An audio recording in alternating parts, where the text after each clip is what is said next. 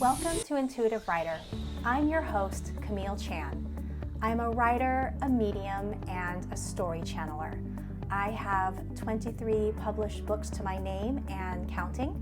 I have been writing novels for over 30 years, and for just as long, I have been channeling stories. I have spent my life in dedication to my craft, and what I've learned is that, contrary to popular belief, stories do not come from within. Stories come from without.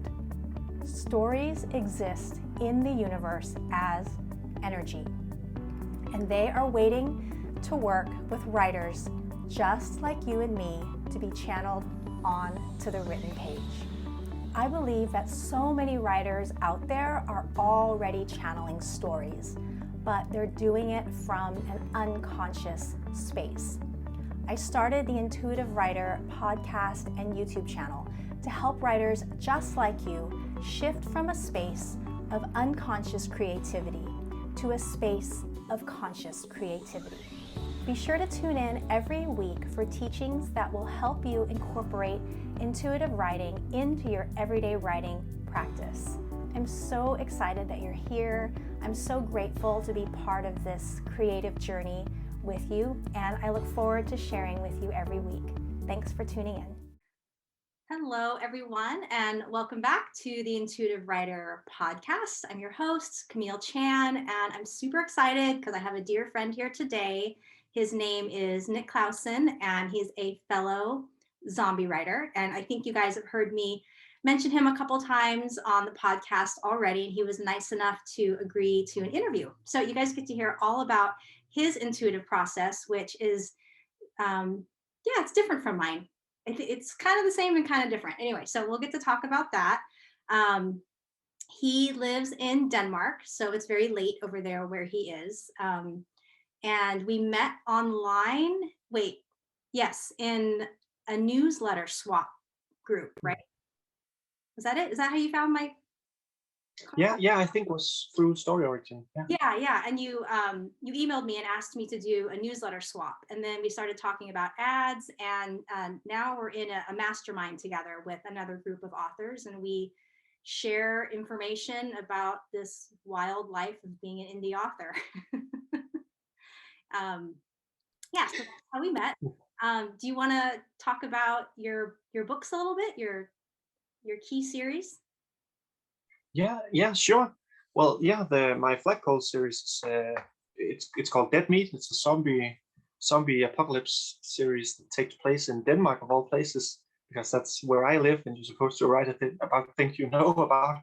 So it's funny because I started writing it in Danish because I've written books in Danish for several years, but I wasn't making enough dough for my liking, so I thought I'd switch to a much bigger audience, and I started writing in English. But first I started translating the books I had already written, and I had already written book 1, 2, and 3 in the Dead Meat series. So I translated those, and while I translated them, or before I started translating them, I asked myself, do I translate the location also? Do I change the story so it takes place somewhere in the States? The underlying question was, are Americans so thick that they can't understand the story unless it takes place in their back garden? But I'm glad I decided to trust the American readers, because I decided to let the story stay in Denmark, and it's been very well received. A lot of Americans are they praise that concept. It's new. It's someplace new. People are acting differently. They aren't running around with shotguns and stuff like that. So there's a lot of cultural differences. But I think most readers are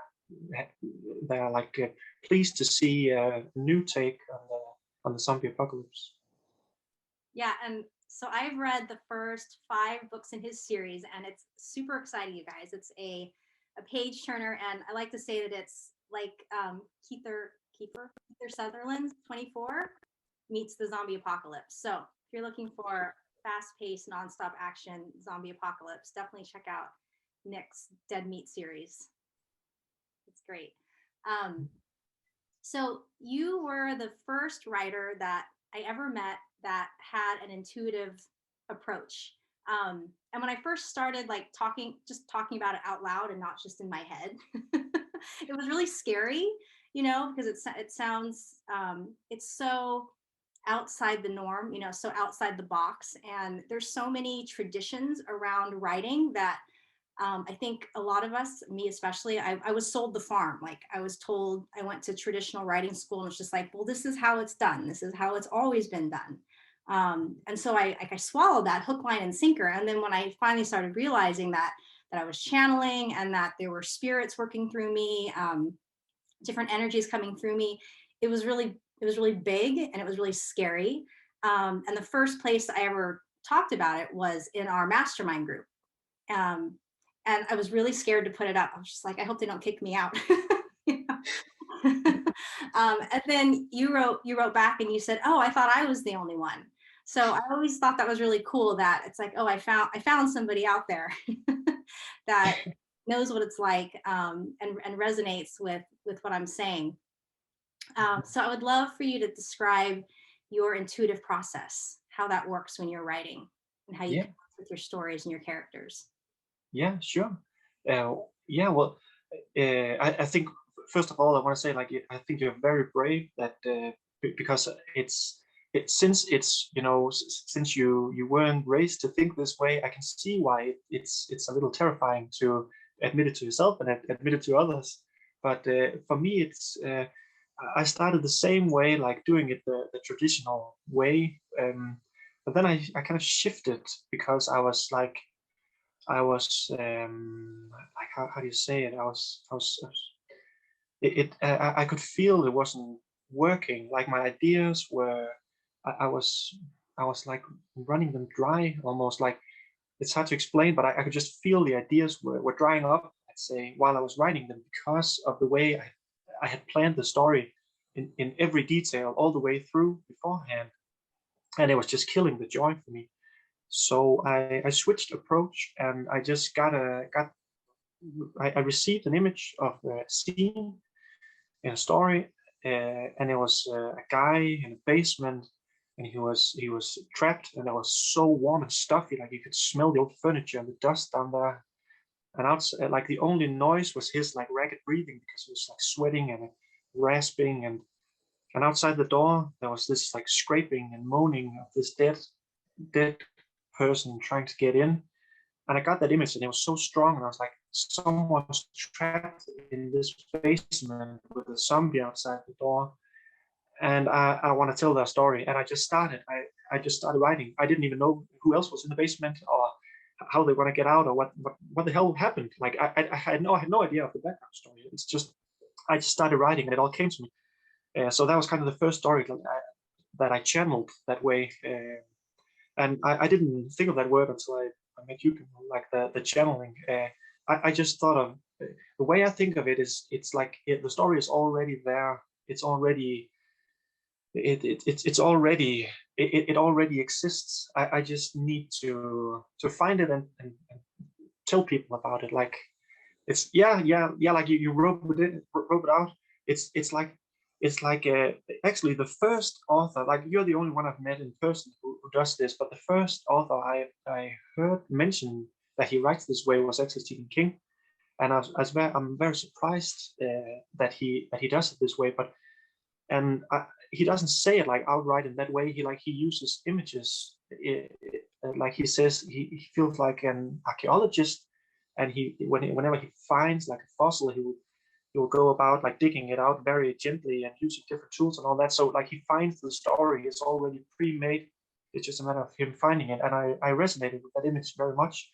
And throughout the years, while I was like kind of circling back to what he said in my mind several times over, it made more and more sense. And I feel like now that's what I'm doing. Uh, so yeah, that's basically how I do. I get an idea and I start writing. That's really all that is to it. There's no planning, there's no plotting, there's no. I just try to do as little mingling and stuff beforehand. I want to jump in and I want to do it. Like I hope that we will one day do a joint story, like we're talking about is spitballing it, and I'm sure it's going to happen. But when if we spitball too much, then I'm like it's too much. Like I wanna, like, the door's open and I wanna just begin writing. So we almost have to like put a lid on it, because if I can't like brainstorm a story. I can only write it now. I can't plan it. I can only write it. That's how it feels. I don't know if that makes sense. It doesn't like I have mentioned I think I mentioned that we were planning to do a joint project sometime next year, and I'm the same way. Like I can't touch it. Like I can't I can't look at it, or it's just gonna completely overwhelm me. So it's like it's there. Once in a while I'll like pay attention to it, but for the most part it's just like your holding pattern. It's Yeah, like the little hovercraft. It's just hanging out, yeah, waiting. And exactly. do you experience impatience with some energies that you work with? Because there's some that I work with that are really impatient. Like the book that I'm writing now, it wouldn't go away. It muscled everything out. It had to be now. And then there are others like this book that we're talking about that we're going to write next year. It's much more patient. So do you feel those different things? No, well, I wouldn't say my stories are impatient. I would say they're more patient. I have some that's been around for years, and they just wait politely until I get to them, until I feel the moment is right. So yeah, I have a ton of ideas, but they're just nicely queued up. There's no, well, some of them might, muscle their way in front of the line, and I will do those first. But there's no stress about, which one I'm going to do next. It's just the one that I feel the most strongly. That's interesting. So if you and I were teachers, you would have like the really well behaved students, and I would have the students like swinging from the heights, throwing spitballs. Yeah, yeah, I'm like, yeah. Well, I think you're right. I heard someone say like the students is a reflection, or the students are a reflection of how the teacher is behaving. So I don't know what it says about you and I that my stars are so well behaved. maybe I just entertain them too much. Yeah, I think that might be it. I definitely there are sometimes like I'll tap in extensively before I start writing. Like the last zombie book that I wrote, I think I had channeled most of it, so I had notes, in Hmm. my journal. So like I saw most of it before I even started writing. And Yeah. you usually don't do that, right? You're like kind of a plug and play. Yeah, yeah, I am. Well, it happens like sometimes when I'm out, if I'm going for a walk or whatever, I'm doing manual work like gardening or whatever workout. Then it will start coming to me where I can't help it, and then if something really great pops up or comes into view, then I need to save it, and I need to be sure that I don't forget about it. And I think I do this thing where on my phone where I just speak a few sentences just to be sure that I won't forget it. But I don't think I will forget it, because the strongest ideas they're just ingrained in me so deeply. So, but just to be sure, I do this thing where I speak them, and then the next time I write them. And if it's the scene for the climax that came to me and I'm not there yet, then I'll just write it, and it will just be ready for when I reach that point. But it's not like that. That's a fun thing. Like I can only, like, as you say, plug in and just write. But the ideas, they don't come to me chronologically. They're like yeah, tripping over each other to get out. Like when we're talking about the story that I'm writing, like the chapters will just come tumbling into view, and I have to write very fast often to get them all done. I have that same experience. I don't get stuff in order. Yeah. The book Jesus Christ Zombie Killer, the one that I'm working on now, I started here, and then over the last couple of weeks, there's been so many layers, and it has a totally different beginning. And they just come one at a time, and I'm like, oh, that's supposed to, that's got Oh to go yeah. first. Oh no, that goes first. No, that goes first. No, this is gonna go. Yeah. This is really gonna go first. I think that's really interesting. And I think that's Yeah. where like the co-creation comes in, like us as the artists, that we're getting the clay or whatever, and it's a certain color and it's a certain texture and a certain flavor and all that. But as writers, then okay, now we have to shape it. Mm. So the universe is giving it to us, and then it's our job to make sure that it's told in order, right? Even if we're not receiving it in order, we have to put it in order. Yeah, exactly. Yeah, exactly. And I think that makes sense with the it, that image of the fossil. You know, when you're digging something out of the ground, then you might get, you might find a piece of the tail, or a piece of the head, or foot, or and then you have to like it's going to be at the end hopefully a finished image, but you're going to have to piece it together as you go along. But so I wanted to ask you how much like do you rewrite while you're writing? Like, will you jump back and write something more to a previous part you've already written, or how will you do that? Yeah, I don't rewrite in terms of like trying to fix stuff. Like Mm, I'll save it. I usually have a revision list. In mm, this case, because I was receiving so many scenes out of order, I would just write them as they came, and then I would kind of slot them in where they worked in the story. And okay. the structure of the story got turned upside down so many times. It didn't end up flowing at all like I thought it was going to. Oh, okay. Okay, but so like the way it ended up flowing, what did it work like as a story works, or did you have to like move it around after you finished? I did have to move a lot of stuff around. I Okay. moved a lot of stuff around. But I trust that the scenes that I receive are supposed to be in the book. Mm, Does that make sense? So yeah. I I shift them around accordingly in a way that's going to make sense when the reader receives it. Yeah, yeah, yeah. I get that, and it's funny because I do like when I'm done with the story, like the first draft, it's almost perfect every time. Like not that I do perfect stories, of course, that they could all be better, but I never need to move anything around. It's very little polishing I do.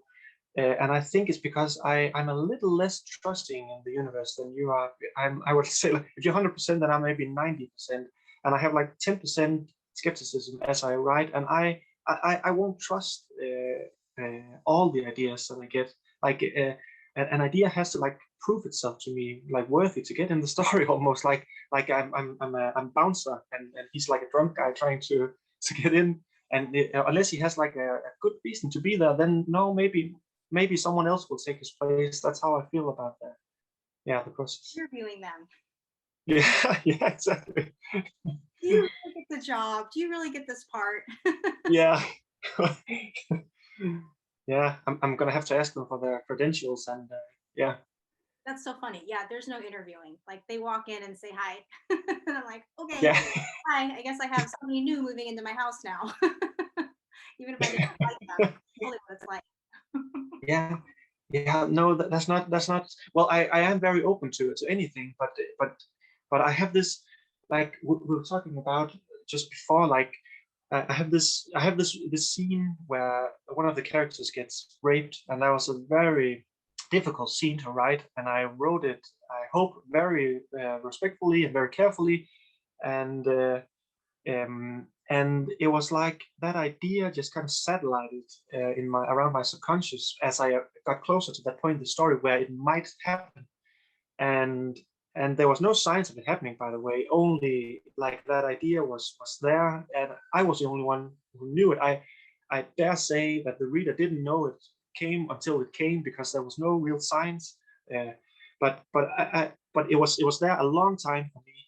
And then I was like, when it first appeared to me, I was like, okay, I see you, I see where you want to go, but I'm gonna wait and see how the story turns out, and where we're gonna go, and if you're gonna fit in. And it kept looking over my shoulder, and then finally, when I got there, I was like, okay, you've proved yourself. I think I can use you, and nothing better has presented itself. And we're at a point in the story where something really drastic needs to happen to propel things onward and break up some stuff and to give people some really strong motivation. So fine, you can come in now. And I wrote it. So that's how, like, I will like buffer them almost, like, and wait and make sure to see if they're worthy to get in. I remember when you and I were talking a couple weeks ago, because I was telling you about the orgy scene, the Roman orgy scene that I have to write, and that was the first thing you asked me, like, do you ever just say no? Yeah. Just say no. All the commercials, just say no. Yeah, it's like that wasn't it, like that Ronald Reagan wife, like, thing, drugs. Okay, yeah, I thought you were referencing it. Yeah, just say no, please. No. Sometimes. Well, yeah, I couldn't like write a story. It would just be like, I don't know. I guess it would be structured, but it would just be too many different ideas. It's like you have this dish, like this pot cooking, and it's fine with thyme and oregano and all that, but if you're gonna, and chili maybe, but if you're gonna do something crazy like toothpaste, it's not gonna work well or whatever. You can't just throw whatever. It needs to fit the whole dish. That's how I see it. I guess for me, sometimes I'll squirt the toothpaste in the pot and then I see what happens, and I'm usually really surprised. I think that, I think that's very brave, and I think that's true originality. That that's how you really come up with something new. It's but I will say there's something to be said about having those 10% skepticism still. It's like, I think for me at least, I need that discipline around my mind. Yeah, I guess they run roughshod over me. Yeah. I let them. I don't know. I guess I let them. I wrote. I was working on chapters. They ended up being at the beginning, and it's laying the foundation for how zombies are made in this book, because they're supernatural zombies. And when I started it, I didn't understand. I didn't understand that's where it was going. Just I started writing her story, that the villain's story, as I saw it, and when I got like within the last couple paragraphs, I was like, oh, that's why this was all coming through, because we needed to set up how the zombies were going to be made, and we set it up right away in her childhood. So yeah, I squirt the toothpaste in the pot. I see what happens. Yeah. Well, yeah, that's so cool when you get it to link up like that. I love that feeling. Like, it's cool when most of the times, like when I have an idea, I know what the point of it is, and then I write it, or I will know the point as I write it. But sometimes, every once in a while, you write something and you feel it's great, but you don't know why. And then when you're done, like, it's, oh god damn it, it connects now. The dots. That's why. That's so cool, because you feel like you're such a small messenger. Like, the story is bigger than you. Like, you didn't even know what you were building. So true. Yeah. So now we have a new phrase. We're going to call it toothpaste moments. Yeah. Yeah. That's a great. I'm doing toothpaste. It's going into the books. I'm trusting. I'm surrendering. I'm doing something really fucking weird. Yeah. So I'm wondering, I wanted to talk to you how you experience the energies that you work with, because for me, sometimes the characters and the stories aren't the same thing. I mean, I guess especially because I am dealing sometimes. I deal with ghosts. So there's like specific things that are coming through that I'm helping them work through in different stories. So I'll have character energies, and then I have story energy, and to me they're different, and they do all weave together, but they're very different. And I'm wondering, as you're working with your stories, do you experience characters and story being separate, or is it one thing that just all comes through for you? I think you can see them as separate, and that's a practical way of looking at it, a helpful way of looking at it if you want to analyze the story or whatever. But I think, just like in real life, like, I think they're inseparable. Really, it's that division is artificial. I think that people, like, people and characters and their individual stories are inseparable from the grand scheme, like the grand story of the world, if you like. Yeah, that's how I see it. Interesting. Okay. Yeah, because to me that they're separate, even though they're Yeah, woven together. But it's like if you have a braid, it's like different pieces of a braid. yeah, yeah. Well, I totally get what you're saying. I have the same feeling when I write. It feels like two separate things, and I, like I say, I think it's helpful to see it that way. Uh, but I think ultimately it comes from the same place. But when I write, I will like the story is always it's always the front runner with me. Like I'm not that character driven. I love my characters and I give their story as much space as I feel like it needs. And I'm working on trying to do more character story. And but I think it like my own uh, preference when I read books is stories that keeps moving forward, and I don't I feel like the character stories will often like bog me down. It will, yeah, because it's always in the past, you know, it's not happening now. Like of course the character can evolve during the story. That's fine if they do that. They need to do that, or else they're just cardboard figures. But yeah, that you know that whatever story the character had before this story plays out, of course it means something and it should play into the story. But I just like the balance. I like to keep that balance on the story itself. It tilts the story to keep moving forward, if that makes sense. It does. And I think if we were going to put that in generic terms, we would say plot driven versus character driven. Yeah, exactly. Yeah, that's a lot easier way of saying it than all the ramble I just did. Thank you. Good, I like it. Yeah, and I definitely skew towards character driven. Yeah. And maybe that is because I get so attached to my characters. Yeah. Jump around, you know. Yeah. Well, yeah, I know.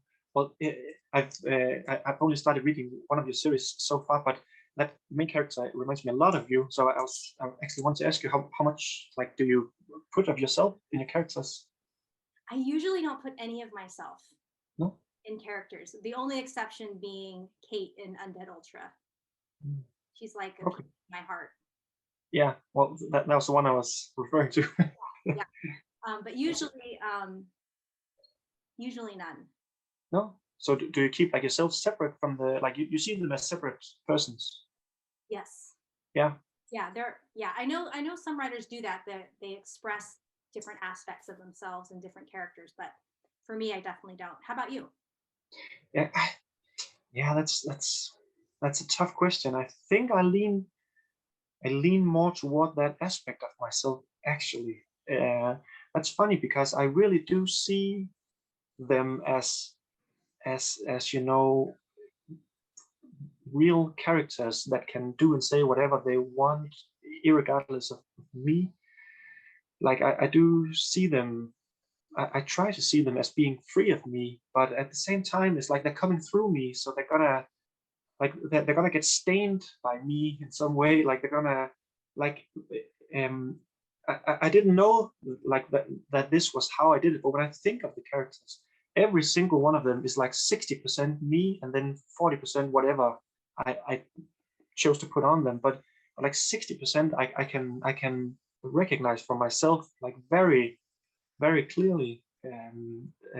The characters in Dead Meat, like Dan is the main guy, and he's absolutely a lot like I was when I was 14. Is he 15? I think. Except he's he's more timid. But I had a period of my life where I was timid like that, and he's soft spoken and I think he's intelligent, but he's not that confident. And all of those traits, it's I can see that in 15-year-old Nick. And then there's William, who's older, like he's closer to the age I am now, and he has this he's much more like born to raise hell, and I definitely have that side of me as well. And there's Millie, who is who also like she's also like she's a girl, and I also have this girlish side now. I don't know if that's true, but she has some traits in her character, like the way she deals with her panic, for example. I think it's just that just came out of nowhere, and it's completely from my own life. That just it came through me. It's like it doesn't make sense to me. If she's a completely separate entity from me, then why would she share this perfect one-to-one connection with me in how she deals with that exact thing? So that's when I look back at the characters, they feel like something that came out of me, and not like, or at least it came through me. Maybe that's the best way to say it. I hear what you're saying. I think I like what you were saying about getting stained by you, because I mean we're a singular vessel, right? You and me, and we only have whatever we have in our toolkit or our experience or in our lexicon. That's all that we have to express these characters. So they, in some ways, they are limited by our experiences in this lifetime.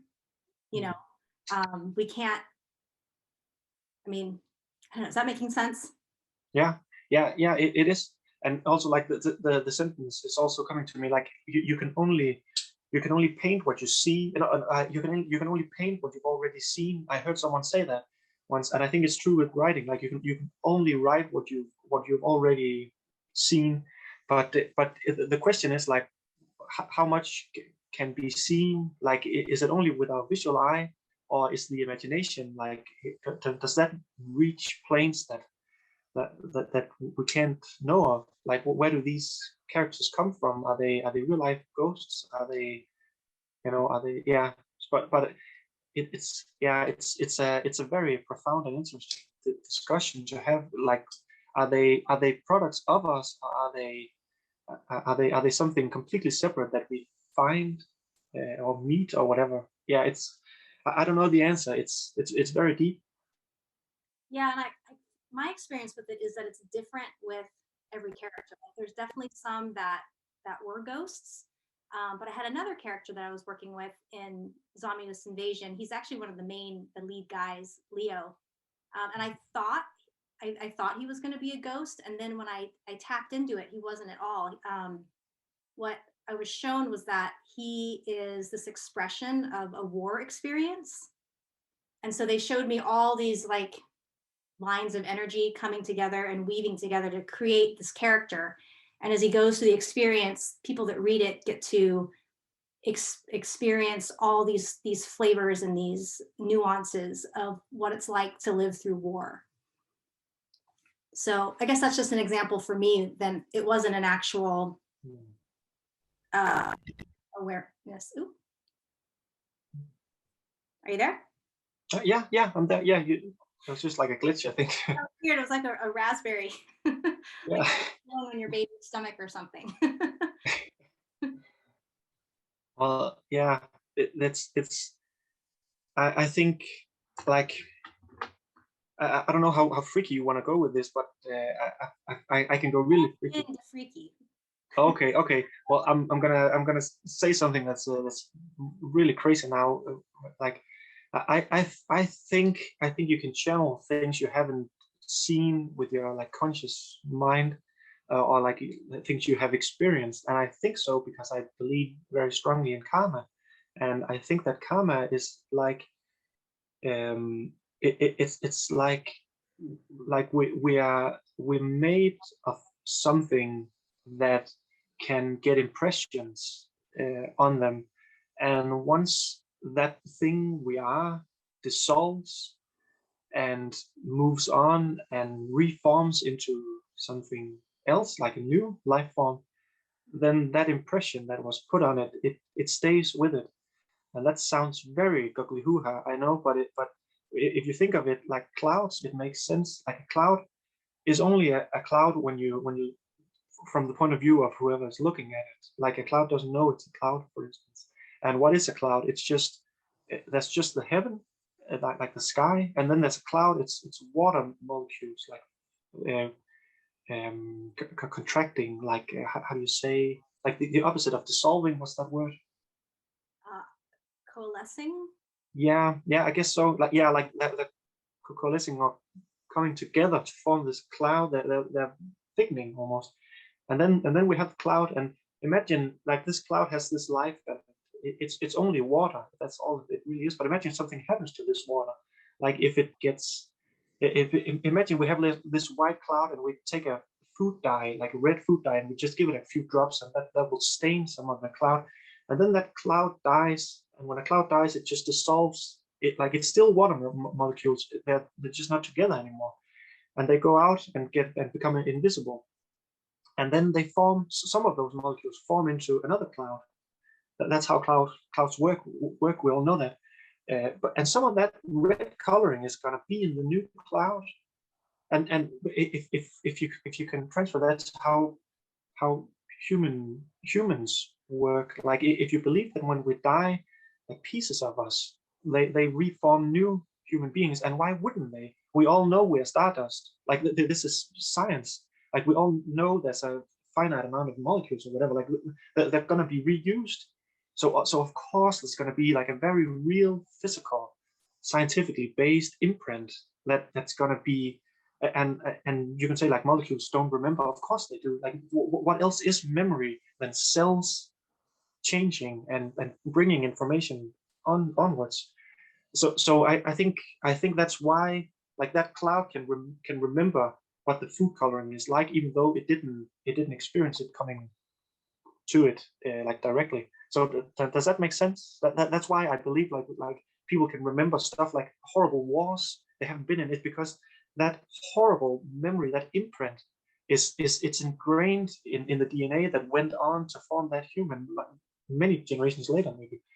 So yeah, that's about as freaky as I can go.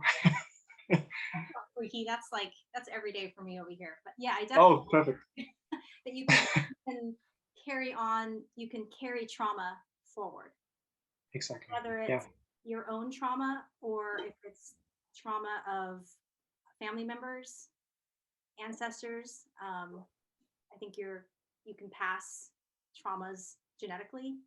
I think kids can inherit them. Um, so I think what you're saying is our past lives can also inform our writing. Is Yeah. that Yeah. what you're saying? Yeah. Absolutely.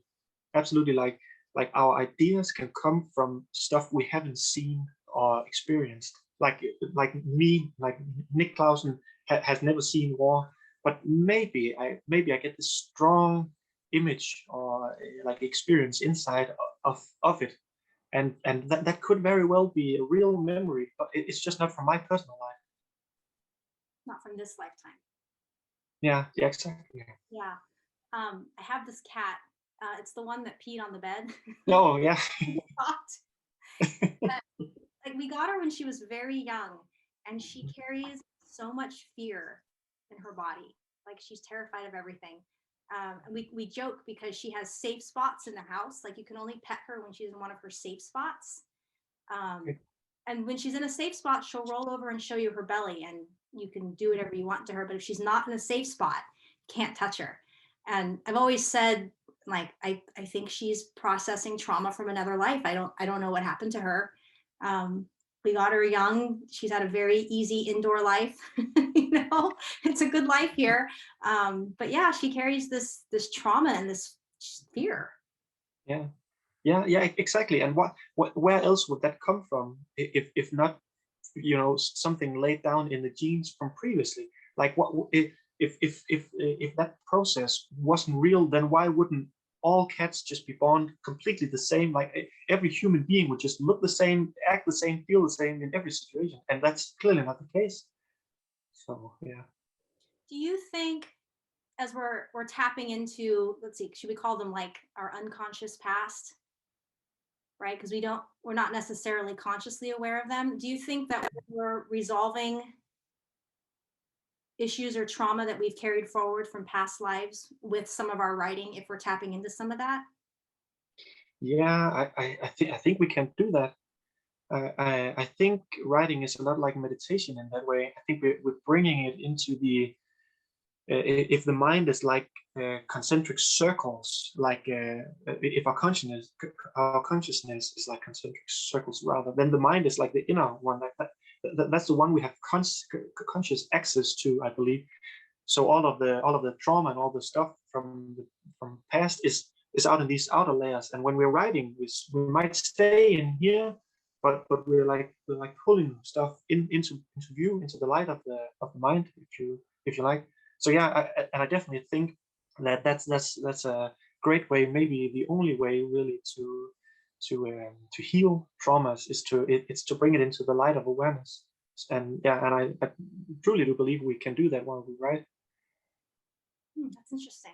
I've never thought about it like that before. Giving me a new No. perspective. Yeah, yeah. Well, I'm glad to do it.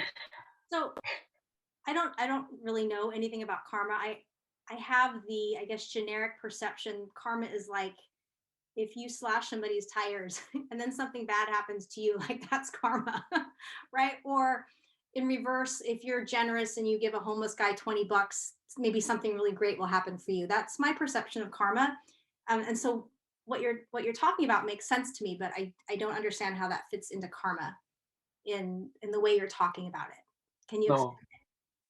Yeah, yeah. Oof, well, I can try. I don't know if I understand completely myself, but like if like you get what you broadcast. Like that's what karma is about. And ultimately, karma is about like the wheel of karma.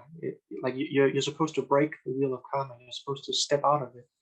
And karma is it's like it's a circle. No, it's a spiral that you keep going around in, and you will see this. Like we all know this. Like uh, if we think of one of the problems we have in our lives, then it's very rarely a problem that recently cropped up. And if it recently came into our life, then it's only a new version of something we've dealt with hundreds of times, maybe in the past, but we just never really resolved it. And that's why it's still here.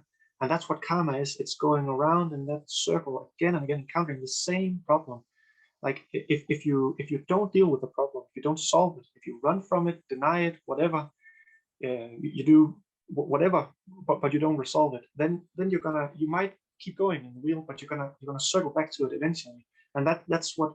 So it's not a problem. It's not the problem that goes around in a circle and hits you. Like you go around the circle and you come back to the problem. So that's what you mean when you with that image. Like you say fuck you to someone, and then that fuck you moves around in a circle and comes back and hits you. Like you do something bad and then something bad happens to you.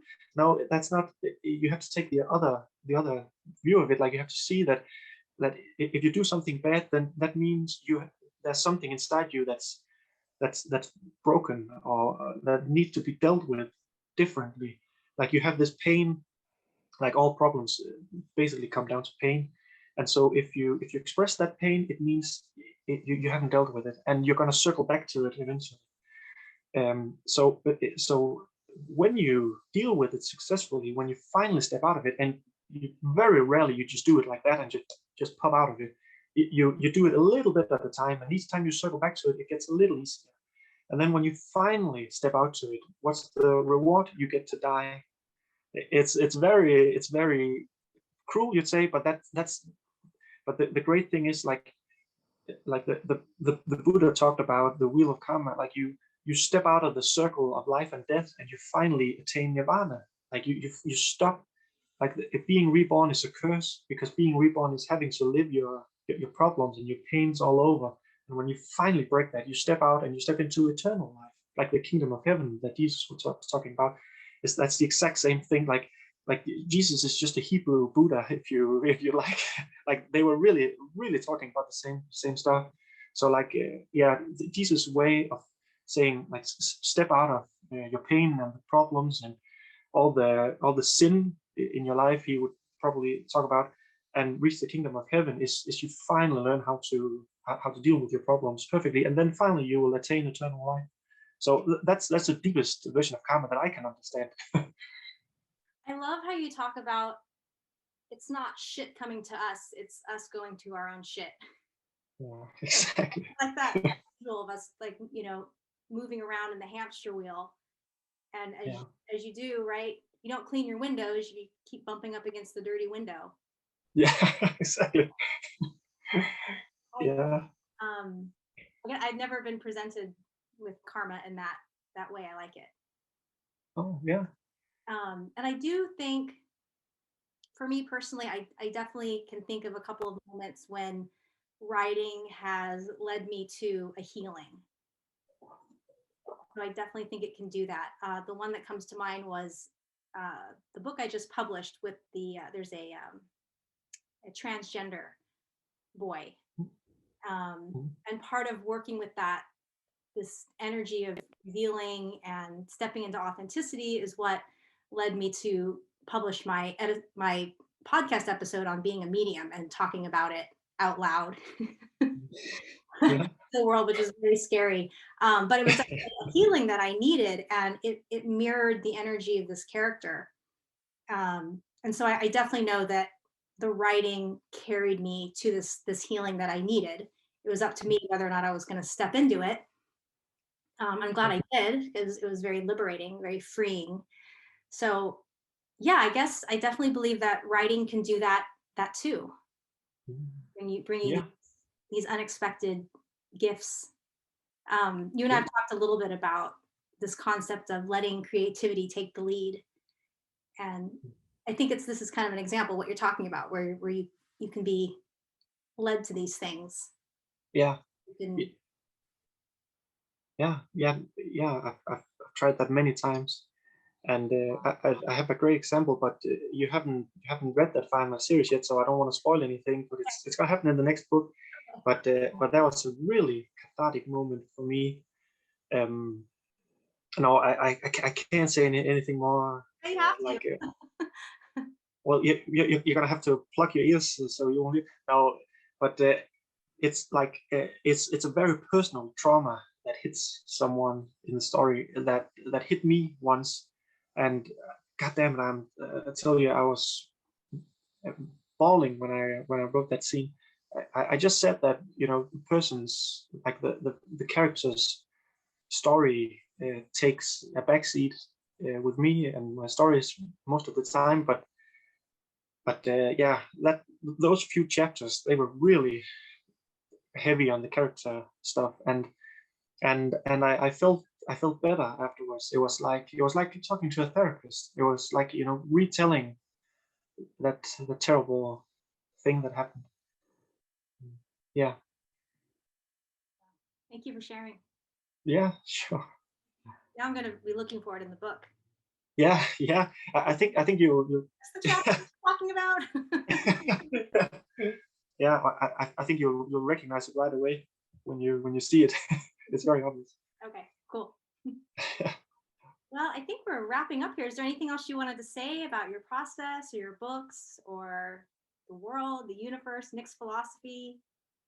Well, I think I've said pretty much all there's to say. You want to show off your shirt? Oh yeah, sure. I hope I'm not gonna insult anyone. But yeah, this is my favorite shirt, and I know that Camille loves it, so of course I had to wear it today.